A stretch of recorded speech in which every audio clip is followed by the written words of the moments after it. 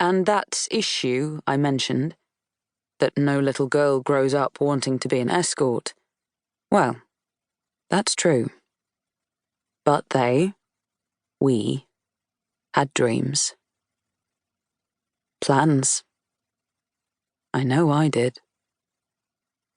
Today is perfect. The sun is shining just enough. The job I've just finished was perfectly fine. Fine.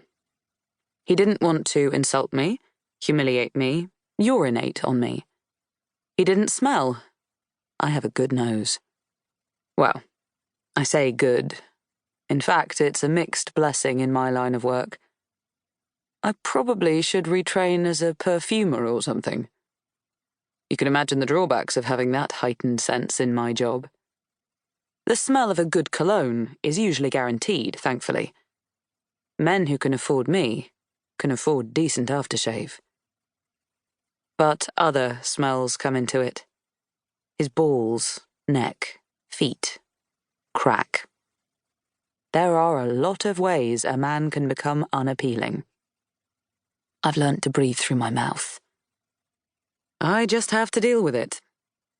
If they do smell very badly, sometimes I suggest we shower together. Take a bath.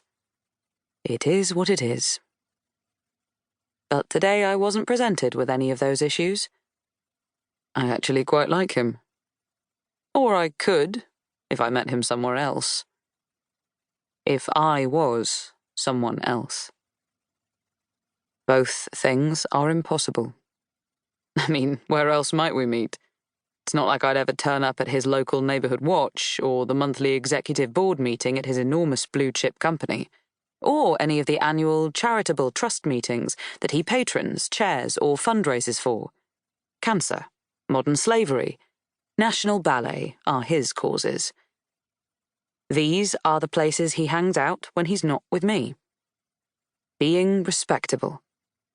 Being brilliant and philanthropic. With me, he's filthier.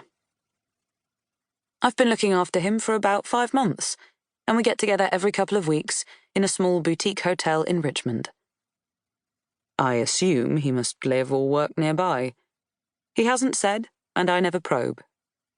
Clients find it unnerving. I prefer hotels over private homes. My regulars are always easier jobs. I guess I enjoy them the most. Or, more accurately, I fear and dislike them the least. I know what I'm walking into. I can gauge their moods, their needs. It doesn't absolutely remove the risk because people are unpredictable, but it certainly reduces it. Today we had sex in an efficient, satisfactory way.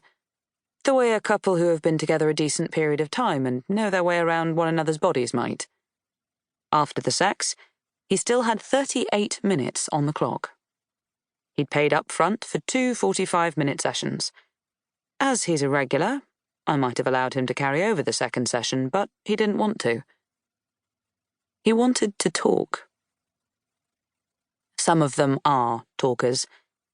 They think they want sex, but in fact, they want company. So they pay for sex, hoping that when it's all over, they can have a chat. With those clients, I see my role as something similar to that of a therapist. Therapists will hate that analogy. They will be rushing to post outraged, although carefully phrased passive-aggressive tweets, refuting any parallel. They'll be frustrated to discover I don't have any social media accounts, so they can't cancel me. I'm not trying to offend therapists. I apologize if I have. I do appreciate that very few people like their profession being put on a par with mine. I'm simply saying that if I look hard enough, I can find the similarities. And I have looked. But it's just my opinion. You don't have to get worked up. Both my clients and the clients who lie on a therapist's couch undergo a stripping back. They are laid bare, either physically or mentally.